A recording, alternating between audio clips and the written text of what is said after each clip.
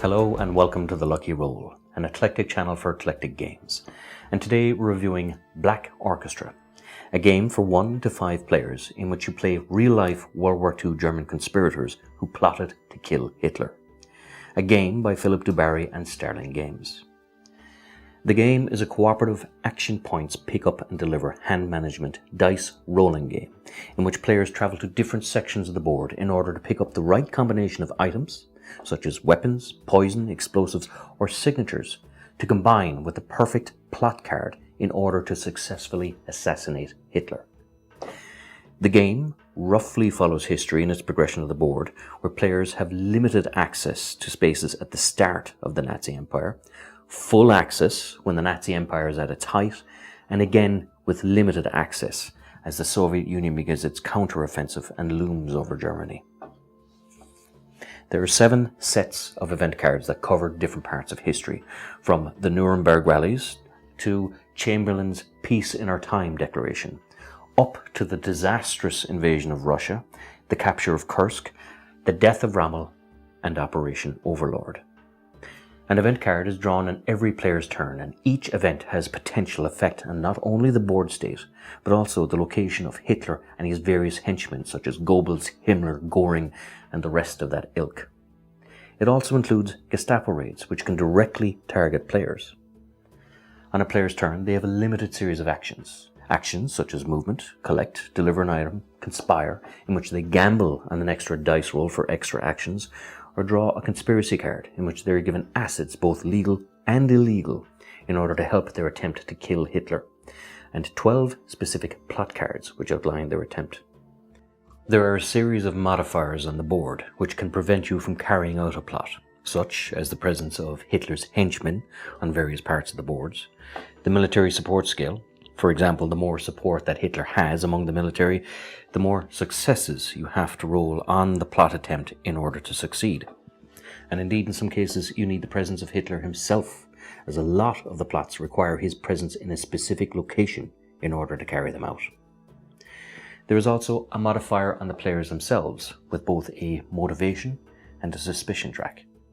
The more motivated a player is, the more deeply invested in the conspiracy they become, and they are more powerful as a result. The levels are timid, skeptical, motivated, committed, and reckless. An attempt on Hitler's life requires a player be at least level 4 on the track, which is committed. The suspicion track ranges from low, medium, high, and extreme, which hampers players' efforts, such as not being able to roll as many failed dice rolls, and a player with high enough suspicion can be arrested and interrogated. If players are all arrested at the same time, the game ends in a loss. If a player is arrested, they are interrogated, and they alone make a choice from the card they draw from the interrogation deck. They are presented with 3 choices per interrogation card and are not allowed to discuss their options during or after the event. Players can resist, which will elongate their stay, or hope that their next forced choice has less damaging impact on the board state for the other players. There's no real reason to keep the interrogation secret, as there's no effective traitor mechanic in the midst of the players, as it were, but I imagine that the rule exists for the point of immersion, and that is the next major thing I'd like to say about this game. This game is immersive. Very, very much so. I don't need to elaborate on why people would have motive or incentive to assassinate Hitler, but nevertheless I was surprised at how motivated my fellow players and I became to get him. The event cards you draw roughly follow history, and you get a huge sense of the stakes getting higher and higher as history marches on. The larger the Nazi Empire becomes, the more you as a player realize, with the benefit of historical hindsight of course, what atrocities are to come, and your desire to nip Hitler in the bud becomes more apparent. Or indeed late game, where you want vengeance or justice. The fluid board state and player investments in only 1 or 2 plots out of the 12 available to be drawn can make a well-planned assassination attempt become a reckless one, as players can be suddenly presented with an opportunity ahead of time, or worst case scenario, miss their chance because they hesitated too long and Hitler moved on, or one of your number fell to the Gestapo.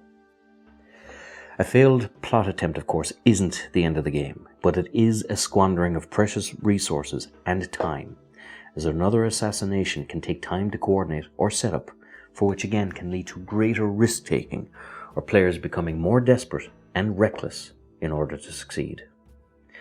The events of Operation Overlord and the Soviet invasion add thematically to the recklessness that players engage in, as you can imagine the desperation gripping the plotters at this time in history.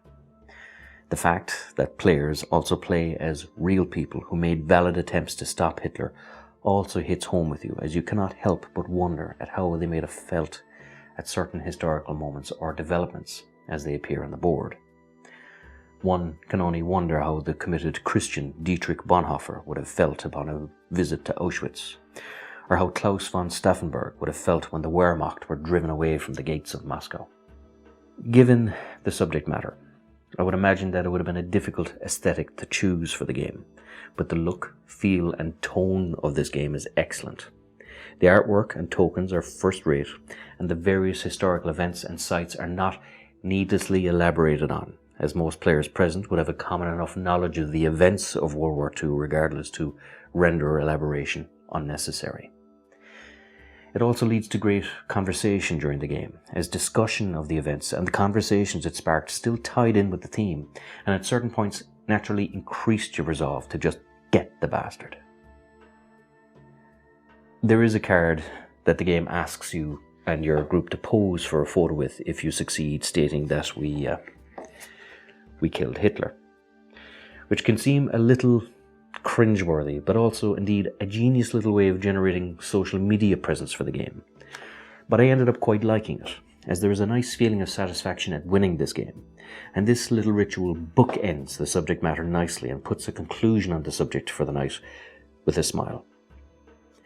It's a game with a lot of replayability, as there are varying degrees of difficulty levels, and the board state becomes random, with the placement of tokens and card event draws shaking up the variability from game to game nicely. The characters you play also have varying powers, so subsequent games feel fresh depending on the combination of powers in play. It's not a game I would play frequently, but it is a nice one to draw out every once in a while when the mood does strike you. As always, this is Sean from The Lucky Roll. If you enjoy these videos, please like, subscribe, all that good YouTube stuff. And until next time, good luck, God bless, and stay safe.